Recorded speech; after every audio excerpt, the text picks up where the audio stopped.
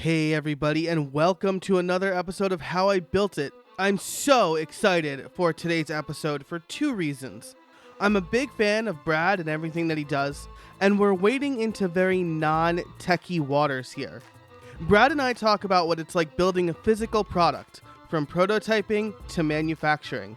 It's a fantastic conversation, and I definitely learned a lot. I like it so much that we did a bonus episode for patrons only. I'll talk more about that at the end of the show, but first, a word from our sponsors.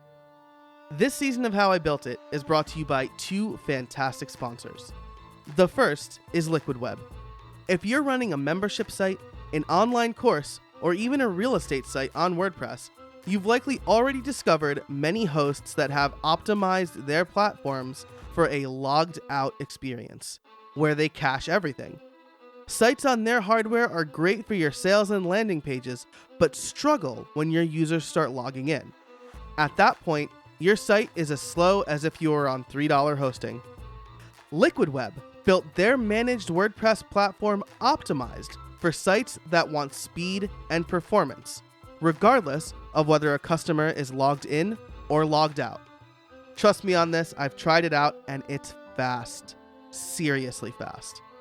Now, with their single site plan, Liquid Web is a no-brainer for anyone whose site is actually part of their business and not just a site promoting their business.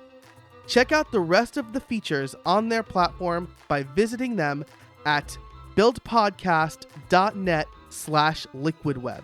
That's buildpodcast.net/liquidweb. It's also brought to you by Jilt. Jilt is the easiest way to recover abandoned shopping carts on WooCommerce, Easy Digital Downloads, and Shopify. Your e-commerce clients could be leaving literally thousands of dollars on the table, and here's why. 70% of all shopping carts are abandoned prior to checkout. Yes, you heard that right. 70% of shoppers never make it to checkout. And that's why you need to introduce your clients to Jilt. Jilt uses proven recovery tactics to rescue that lost revenue.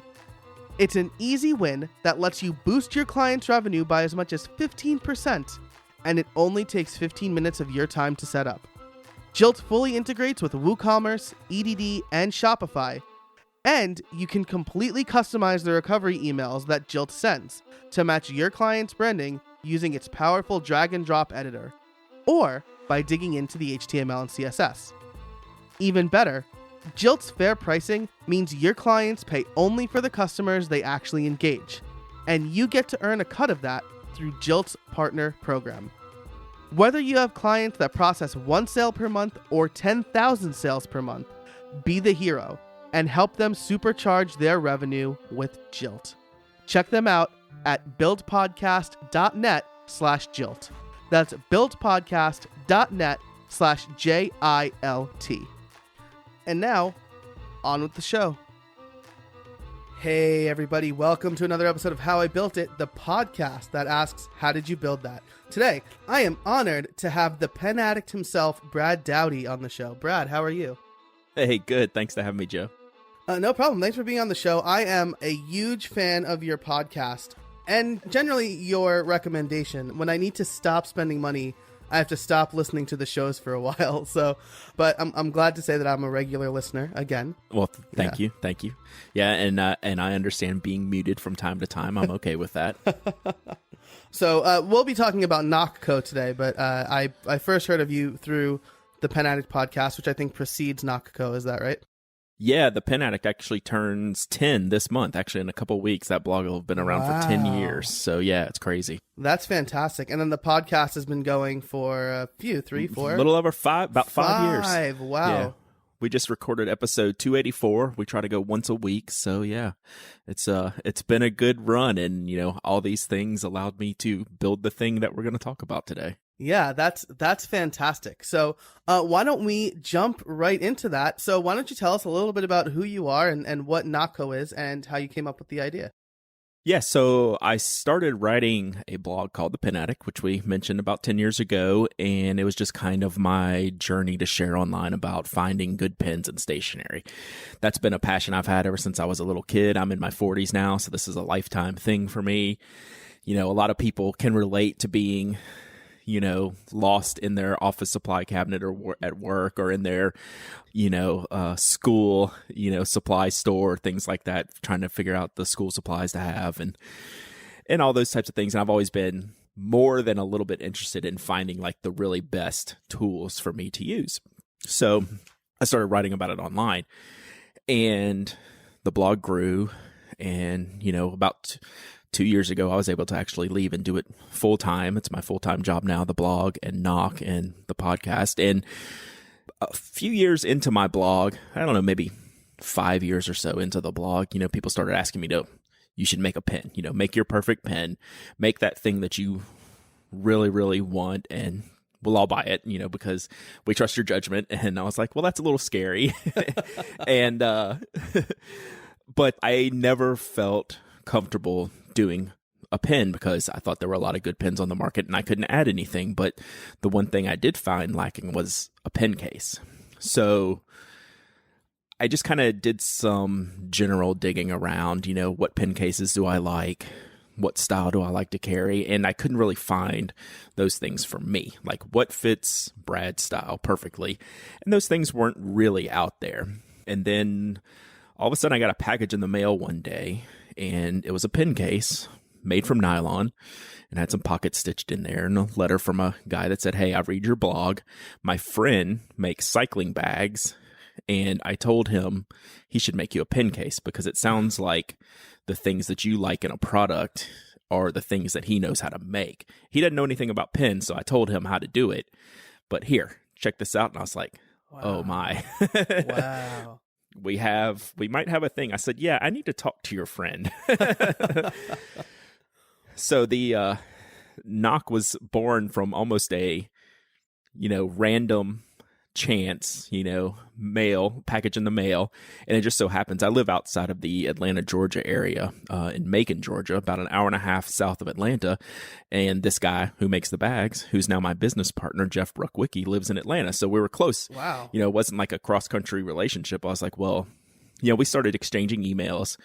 I said, I like the style of product you're creating. I know what to make. You know how to make it. So let's talk and see if we have a thing. So we met up together at a Starbucks, like halfway between us. Neither one of us knew each other from Adam hardly.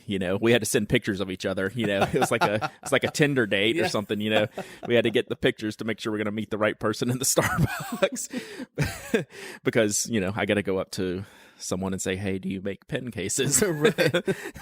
Which is super weird if nobody knows the context. Yeah, not a normal icebreaker. Right. So we sat there for a couple hours. I sketched and we talked, and I gave him some examples of what I liked. And he said, okay, let me take this back home. I'll play around on my sewing machines, see what I can come up with. And a week later, we met back at the same Starbucks. He basically dumped out a duffel bag worth of samples on the table. And we said right then and there we had a business. So that's how Nock was born. Wow, that's amazing. I mean, it's very cool, the connections that you can make through your blog, right? And then and then you have a business that's seemingly doing very well. You guys make a lot of fantastic products. So yeah, and it was just, the whole idea behind Nock was a different aesthetic for kind of a new fountain pen or pen user. It's not a fountain pen product necessarily, but when you say fountain pen, you think of old and stodgy and, your grandparents' desk or something like that, and any leather goods to store them in. Well, that kind of market's pretty saturated in the pen business. All the leather goods, well, I'm into backpacks and I like carrying things like that and with different storage options and different colors and, nylon materials. So that was the whole idea. It was basically to make a nylon, like basically a mini backpack for pens. And it was something that I wanted, so I hoped other people wanted it, and it turns out that they did. So it's been a good run. I guess we've been doing it about 4 years now, maybe close to 5. So yeah, it's been real good. Nice. Yeah, and I can certainly vouch for that stuff. I've got a few of your cases, most recently the 9-seed A6 sized case. Yeah. Yeah, so for my Hobonichi Techno, which I also learned about from the Pen Addict. So yeah. And finally, I'm using the Kaweco AL Sport as well. So yeah, and I like the clip on those pens. They make it look so cool. It's a cool pen to begin with. I rave about that pen, probably obsessively a little much. It's definitely one of those one of each type of things for me, and the clips make them look really cool. So yeah. Yeah, absolutely. And I love the size, and like posting the cap is a very important thing for me. So like I love my Twisbees, but if most of them you can't post the cap on. So yeah, because they make them gigantic. Right. So cool. Anyway, so no, we're geeking out about pens here. That's all right. It's kind of what I do. Yeah. So now you started on Kickstarter, is that right? Right. So Jeff and I decided we wanted to start a business. We think there's a thing. We knew that this wasn't, okay, let's open a storefront and have a retail business type of business. This is, let's see if we can sell products to this community, and how should we start this? And we basically decided on, okay, what do we need to get this started? Jeff had 2 or 3 sewing machines already. We had the availability at his job back then to use a cutting table to cut fabric, but we needed a couple of additional machines to do different types of stitching. And so there was some hardware investment that we needed to make. And then of course, material investment, and Kickstarter at the time seemed like the best way to get our idea out there. It kind of helps validate it. If it bombs completely, we've only lost our time, right? And it took off. Like it was a shock to both of us. I mean, it definitely set us off into like the Kickstarter panic of, oh my gosh, we've sold too much, which is a nice problem to have. But when you're just 2 guys and you're sewing everything in the bedroom of Jeff's apartment, blowing out the Kickstarter wasn't actually on our radar. So I think we had like a $5,000, goal to hit, because like one of the machines we wanted to buy was like $1,500. Then we needed some material. So we had a pretty low goal. We just wanted to get the stuff we need to make the cases. Right. And then we ended up doing like 78,000. Wow. And ended up having to make like around 6,000 cases we had to make. Wow. So we were a little bit behind on that Kickstarter. Yeah. But that definitely opened our eyes. So we're like, okay, we thought we had a thing, and this kind of confirms it, right? This was our test. I don't know if we passed or failed because it took a while to make all the cases, but everyone loved the product. They love seeing it. They love hearing about it. And then once they got it in hand, they love using it. So then we were able to move on from there.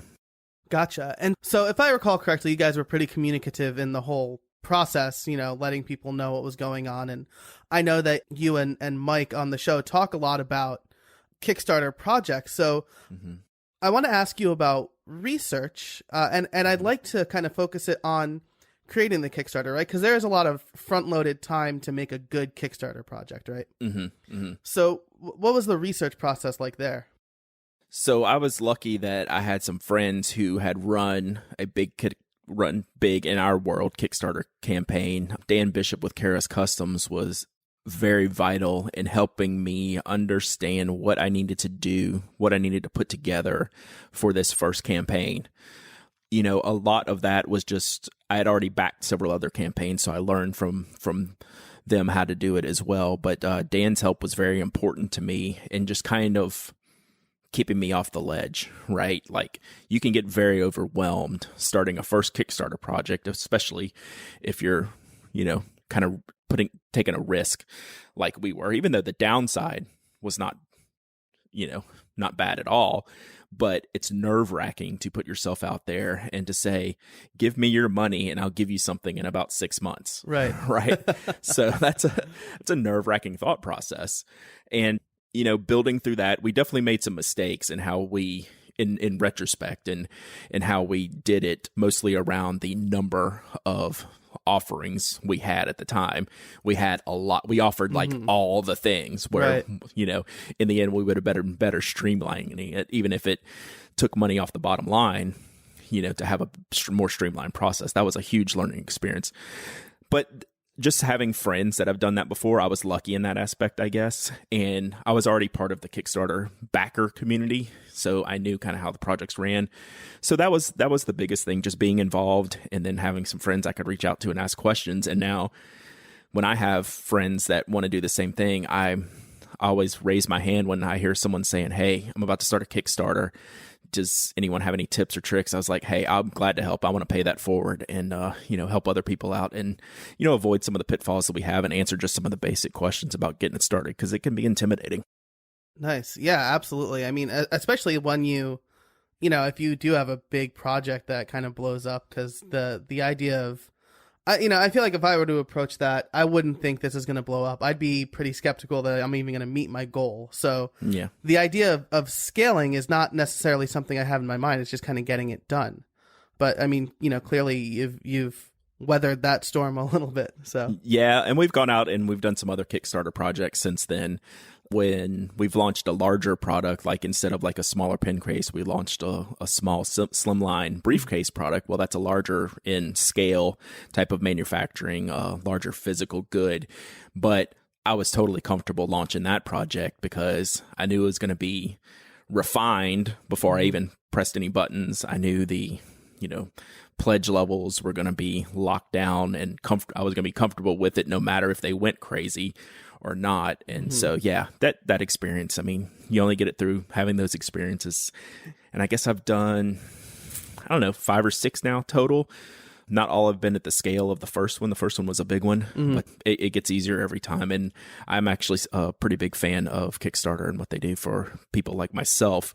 It helped us start a business flat out. Yeah, absolutely. And so now you don't do a Kickstarter every time you're going to launch a product though, right? No.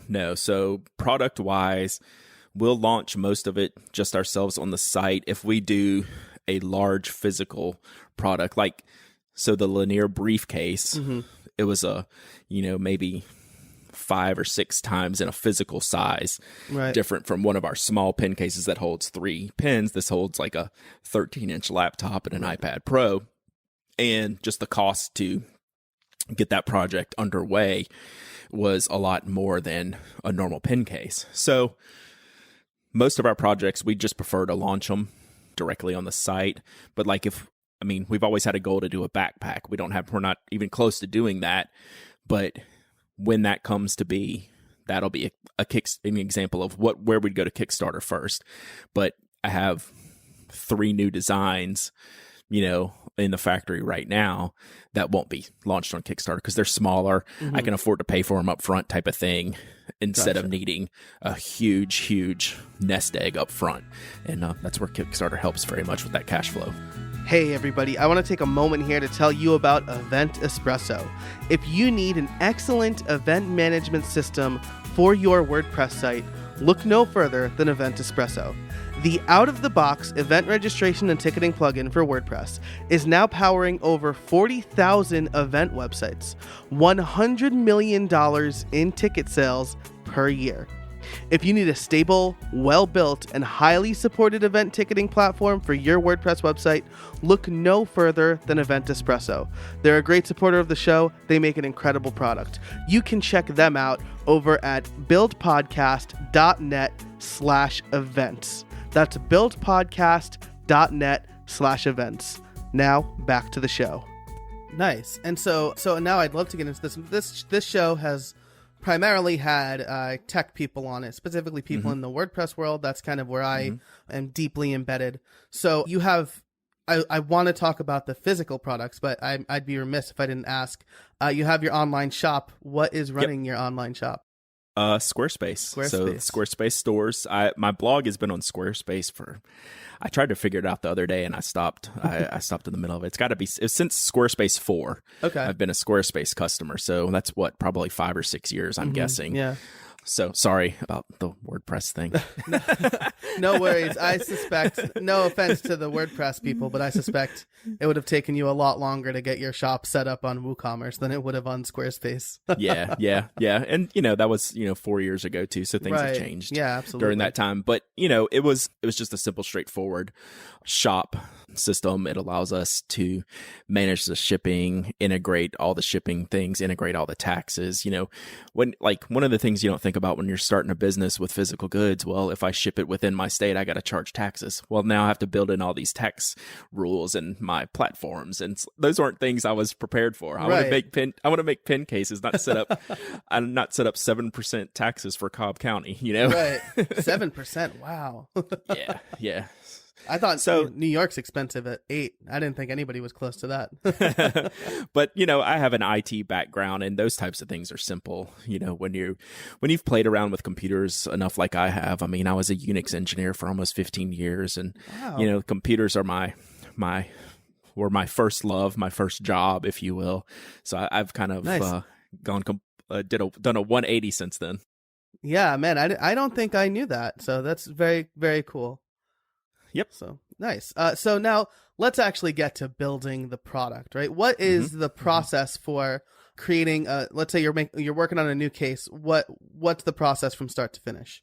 Yeah, so we've actually done this recently, and the process for Jeff and myself is kind of the same. One of us will have an idea. Generally, I'll have the idea first because I'm, dealing with stationery a lot more than he is. He's still into the manufacturing world and actually the cycling world. He welds bike frames and things like that. So I'm knee deep in the analog stuff, and it's like, hey, this tool would be good to do this thing. So we'd sit down and we'd sketch it out. We'd do drawings. We'd get out, we have rolls of fabric and sewing machines in our workshop. So we'll start with drawing and sketches and brainstorming. And I'll say, this is what I want in a product, in a finished product. Technically, how would you do this? And he'd show me, he'd sketch it out. We'd work on some measurements. We'd say it needs to fit this length pen or this size notebook. How much depth does it need to have? We have to we do all of this on paper and just talking and sitting together. And then we'll go right from paper to cutting fabric. We'll lay out rolls of fabric, get out chalk. There's no 3D modeling. There's no CAD. There's no digital modeling of any of our products. We'll get out a ruler and, like tailor's chalk, sit on the floor and cut out a pattern, with scissors on the floor. Wow. It's a very old school way, but this is a physical good. We're not selling a digital good. So we're taking this physical fabric, and then he knows how to determine, how many panels we need for a single case. It's sewn in panels. You have a front, a back, an inside, all these little parts that you all have to put this puzzle together to end up with a single case. So we'll cut out all the panels. One case could have 8 panels, one case could have 20 panels. It just depends on the pockets and the zippers and all these things. And he knows how to do that. Take them over to the sewing machine. He'll knock it out. We'll look at it. We'll look at the finished sample. That process could take us 1 to 2 hours. It's reasonably quick. Yeah. I'd say that's reasonably quick. I can come up with an idea and have a sample the same day, and then I take it home and I just start using it. Gotcha. So our product, not the product cycle, but the kind of creation of a product, regardless of whether it ever goes on sale or not, comes out pretty quick. And then I start using it for quite some time. It just depends. I'll know real quick, this is working as I imagine it would, or it's not. Let's change this. And now we have a pattern already. We have the dimensions. Here's the one we need to change. And then we'll iterate on a second pattern and make that second case. And then I'll start I'll start testing everything out. If that goes well, we'll make a handful of samples, 5 or 10, send them to people who we trust that have been our customers for years. We started a feedback group of our customers that we can send and that we know just won't blow smoke at us, right? They'll tell us real feedback. It's taken a while to get these type of people together. we send them out to them, and have them rip them apart, have them use them, not do things that we wouldn't consider doing them. And so we have this whole prototyping phase. And then once that gets down to it, we finalize the product, and then it goes to the factory. We use a factory in the U.S. to help make all our products now. In the beginning, we made everything by hand. Jeff made every single case. Fortunately, we grew enough to where we had to make a decision. Do we want to be our own factory and, have all this equipment and all this overhead and all these people to hire? Right. Or do we want to find a contractor that can help with that? We went the second route, and that's a long story we can get into too, which I'm glad to share. But that's kind of how the product cycle happens. We can make our ideas come to life really quickly, but then it takes a while for them to actually get to a physical product that we sell. Gotcha. I was just going to say that could be like 6 months to a year. Right. Gotcha. So I would love to hear that factory story. Let's save it for the end. It could be like a bonus kind of part of the episode. Yeah. Because cool. That's as somebody who is pretty deeply embedded in the digital space. The best thing I make with my hands is Lego, and I don't even do that particularly well. This is very interesting to me. It's a whole other thing. Oh, trust me. Yeah. Yeah, for sure. So it's the thing that you mentioned about real feedback. I mean, that's super important, right? It's very hard. I'll send like a thing I designed to my friends and family, and they'll be like, yeah, it looks good. But I have a mastermind group, a few friends in the same space who I know will give me honest feedback because my business is riding on it. So yeah, that core is very important. Like, it doesn't have to be big. 2 or 3 people that you will tell you, Joe, you've really screwed it up here, and this needs to be fixed, or you need to consider that. As our feedback group will attest to, we don't always listen to them, but we do know that most of 99.9% of the time, it's like, that's the feedback you need. That's the feedback that's important. And when you have a physical good that you cannot up and change tomorrow with a line of code, right? It's extremely important. Yeah, absolutely. So you've grown to contract out a factory. Do they also do the shipping for? Well, no, they actually don't. I know they don't. So do you guys do the shipping yourself, or do you have like drop shipping or anything like that? So we do all the physical shipping, and the reason why we do that is we're very particular about the quality of our products. Mm-hmm. So it's hard to let these products go out of your hands completely. Like, I have a roadblock with that to never seeing the product before they hit our customers' hands. I want to verify every single product that I ship before I ship it. Wow. It's more work for us, but that's work I'm glad to do because it makes the customers happier way more often than they're having to have a package arrive, the tag's missing, or the tag's on backwards. Right. Like, things just happen in manufacturing. Sure. 2 pockets are flipped and from the way they're supposed to be. And it very rarely happens, but I don't even want it to happen once. Right? Like, so Jeff and I will take the time to have all the products shipped back to us once complete, and then we ship every single product after inspecting it again and then sending it out. So that's a very important thing for us. I'll never say never to fulfillment, but I'm very uncomfortable not seeing the final product before it hits our customers' hands. Yeah, and I mean that makes a lot of sense. You've built your name, I feel, on on quality. When I bought the 9-seed case, is it 9-seed? Am I saying that right? It's the A6. A6, right? The A6 case. I had a price in mind. It was more, but I was willing to pay that because I knew that it was quality. Like, I know I'm going to get something that I'm going to have forever. So, the better part of forever. Yeah. That's important. I mean, it's mandatory for us. Yeah. And we'll get into that more, how much of a challenge that is. But quality is number one for us because it's a smaller item. So any kind of flaws or defects like really stand out. You can hide things in a large backpack, right? If this one stitch is crooked, you'll never see it. If this stitch is crooked in something we make, because a lot of it ends up on Instagram. You can see it real quick. I've emailed people. I said, hey, there's something wrong with your case. Let me send you another one from a picture I've seen. Like they would never even notice. But that it's just one of those things that really bugs me, and it's really important to me is the quality of our finished product. Yep. Well, that instills a lot of trust in customers. I can certainly vouch for that. Yep. So you will do a prototype. How many, if you don't mind answering this, how many of those prototypes like never see the light of day? Oh, probably half of them or more. Yeah, I have a whole stash full of stuff that doesn't make it. We're at a point now where if we can introduce like 3 or 4 new things in a year, like a new shape, that's an enormous number. If it's like 2, it's probably pretty good, because we want to make it worth something. We don't want it to be a slightly different version of something we already have.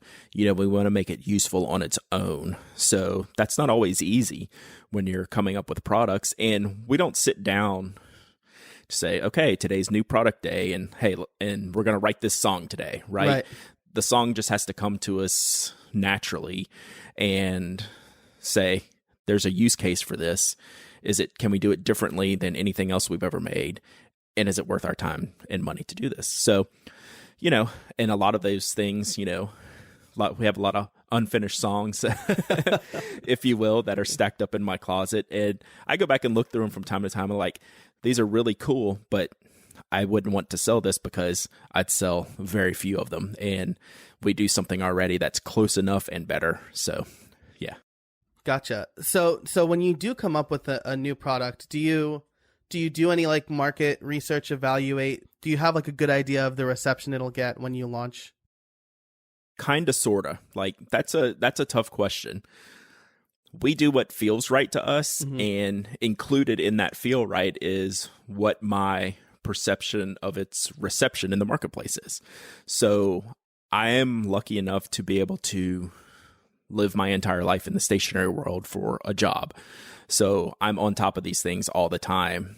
I don't necessarily go out and solicit, feedback from, retailers or the general public on an idea that we're creating. Do you think this would work in the marketplace? Unless it's something really out there and really strange.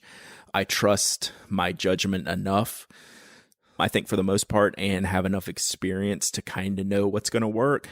But then at the same time, one of the core things that I think makes Jeff and I a little bit different from a lot of businesses is we do it because we want to use it. So even if the market doesn't necessarily receive it, if we're pretty happy with it, we're going to run with it because we think it's cool. We're in a position to be able to do that. It's just us two, right? And, I don't want that to sound stubborn or like egotistical or anything like that. But like if we weren't having fun doing this, we wouldn't do it. So I want to make things that I want to use, and hopefully other people like them. So that's a lot of our philosophy. Yeah, absolutely. And I love that. I mean, a lot of the people on my show have said that they created this because they were scratching their own itch. Yeah, and it just so happened that other people also wanted it. So yeah, I mean, that's when it comes about naturally like that, you're kind of on the right track. Nice.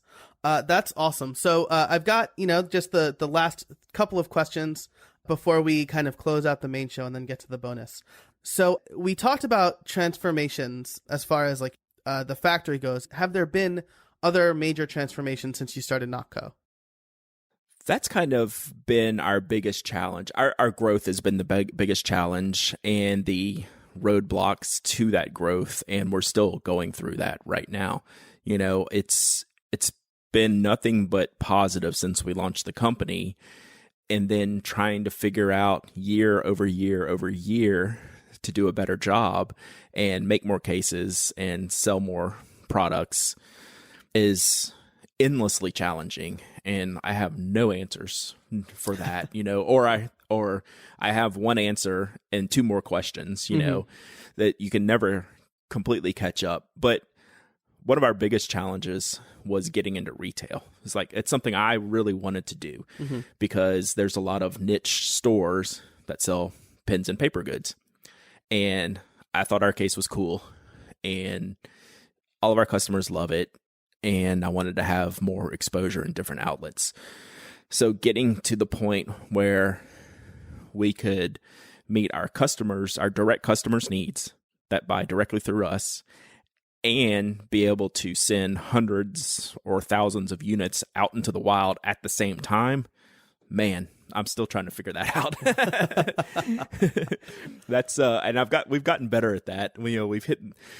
We've worked on that, but that transformation is still ongoing. It started about a year ago. We finally got into retail. Actually, about this time last year, we were our first retail orders. Nice. It's been almost a full year, and we're still working on that. Still trying to figure that out. Wow, man, that's wild. That's probably a whole other conversation that can be had too. Yep. Man, and so with that, what are your plans for the future? And without giving away anything, of course, Sure. what are your plans? We wake up every day and we just want to make cool stuff. And if that involves one thing next year or 10 things next year, we're going to do it.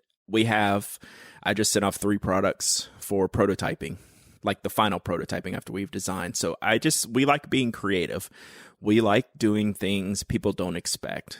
We make colors of our cases that people think are the dumbest thing you've ever seen, but they're awesome and people love them. We put pink and light blue and green together and make a case out of it. And the old people who are used to their black pens and leather cases want to know what these fools are doing, but man, it's fun. So we're going to keep expanding our case line. Like I said earlier, we eventually want to make a backpack. I don't know if it'll even be next year. That's a long-term goal. We want to expand our paper goods. We make really, really good notebooks that I don't think get enough out there in the world. So I'm going to work on that, Nice. getting those marketed better because they're really, really nice, really good paper. Our index cards, it blows people's minds that when I tell them what's our best-selling product, it's 3x5 index cards because you can't find good ones. We charge a lot for them. They're expensive to make, compared to, something you buy at Office Max. Right. But it's what stationary nerds want. So we're expanding our note card lineup as we speak. So that's always a fun project to work on. So I love our paper goods. Those will keep growing too. So yeah, just we're working on all the things slowly but surely. Man, that's awesome. And I have a fun story about you've probably heard this from other people, but I was at a WordCamp. That's a WordPress weekend conference. Mm-hmm. I ran out of business cards, but I had your 3x5 index cards on me, and I just wrote personalized messages and then my own business card on them, and I started handing them out. So nice. That's awesome. We do get stories like that. And as a matter of fact, because of that, we actually make business card size note cards now that can go in they fit a standard business card size holder. That way you have your cards and some blank ones if you need them. Very nice. I dig that. That might, I'm on your site right now. Are those Petite? Yep. Nice. So they're traditional U.S. business card size dimension. That's fantastic. I'm definitely gonna have to pick some of those up. So before I ask you if you have any trade secrets for us, that's always how I close out the show. I have a couple of quick fire questions. Right. Hopefully they're quick fire. Can we expect any cases that are going to be like that Pen Addict orange? I didn't see any on your site. I was just double checking, so maybe I missed it. So what was the question again? Do we want to see any orange? Are we going to see any orange? Any of that Pen Addict orange, yeah. We get that all the time, and you are going to see it sooner than you think. Awesome. Very cool. That's I think that's my favorite color. Yeah. So I'm very excited. Nice. What is your current favorite backpack? Ooh, gosh, that's an awesome question. And this is going to be a totally unfair answer, but it's the truth. It's a backpack that's discontinued and no longer made. There was a company out of Australia called Bogear. They make killer backpacks. It's the one I carry. The model is called the Bullpup. They just stopped manufacturing last year. They're rebranding themselves, going to do a different thing. So that's the one I carry all the time. And then my second, probably most carried bag is a Tom Ben Aeronaut 48, which is closer to a duffel. It's essentially a carry-on bag, but it does have backpack straps. It's not a day pack. It's a travel bag. Gotcha. And I travel enough with Nock now. We go on the road to pen shows. That's my primary bag. Those two bags are basically my road warrior bags. Very nice. I will be sure to link, well, I'll link both in the show notes, but you can definitely pick up one of them still at the time of this recording, at least. So yes. Awesome. So now, do you have any trade secrets for us? You know, I saw this question and I thought about it, and there's no like super neat little secret. You know, we do things like hidden secrets that people find like on the back of our tag is Nock and katakana. You know, we like to hide things like that. People will have their case for like a year or two and say, hey, I just flipped this tag over. What's this thing on there? So it's neat to have little Easter eggs like that for your customers. Yeah. Oh. But yeah, by the way, but the trade secret for me is being honest with myself and being true to my beliefs, you know, regardless of what's popular or what the common theory is out there. If you don't feel that's the right thing to do, then don't do it. You don't have to be like anyone else. Just be yourself.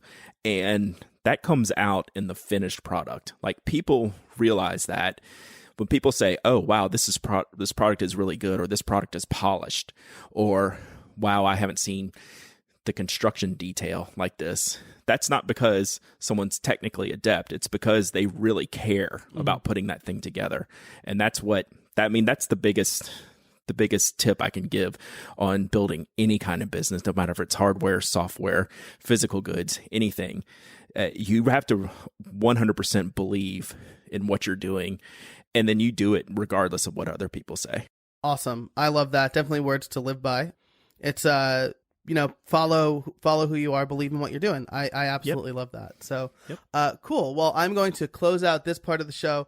There will be a bonus available with the next part of our conversation somewhere, whether it be just like sign up for an email list or whatever. But Brad, thank you so much for your time today. I really appreciate it. Absolutely. Thanks for having me. This was fun. What a fantastic episode. Thanks again so much to Brad for joining me for this excellent conversation.